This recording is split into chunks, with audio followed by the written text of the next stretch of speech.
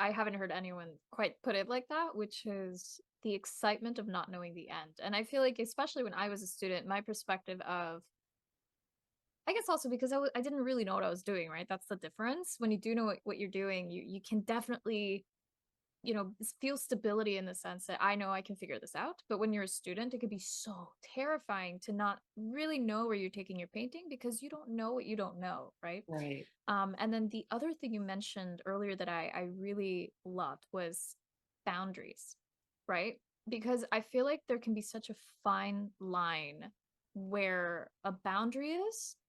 It could be an actual boundary that we set that is arbitrary, Mhm. right? Like it could be like, oh well, I this is how I like to do things, so I'm just gonna stop here, right? But then I like that you see it more as like a glass ceiling, right? As something to break and just to go past that, because if you don't, yes, again, you get that predictability. You get that, well, this is how far I know I can take this, and I know how to make it look good like this, which is fine. You go from point A to point B.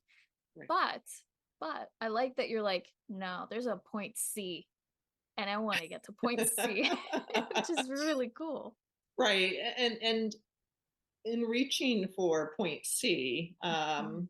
as I said, I think that I'm just I will fail more often because I won't necessarily get to point C.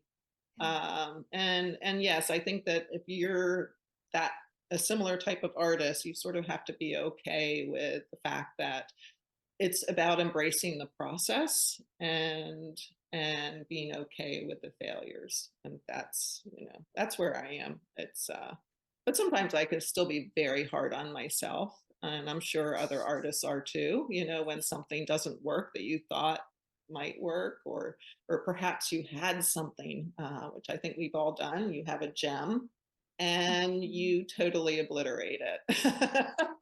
That can be have you done that? Mhm. Yes, that can Oh be yeah. frustrating. Yeah. Yeah. Yeah, yeah. And even, in trying to quote unquote protect that gem, you might be again placing a very arbitrary boundary on your painting that if you, move past that, you would improve it so much. Yes. Yeah. Yes. And I think that's our natural tendency too, is that when you have a spot in your painting or you think the painting is going the right way, but yet it's still not working, our tendency is to want to hold on to the, that precious bit of painting and not obliterate it. But in reality, sometimes the best thing you can do is just to let it go and Yes. move on.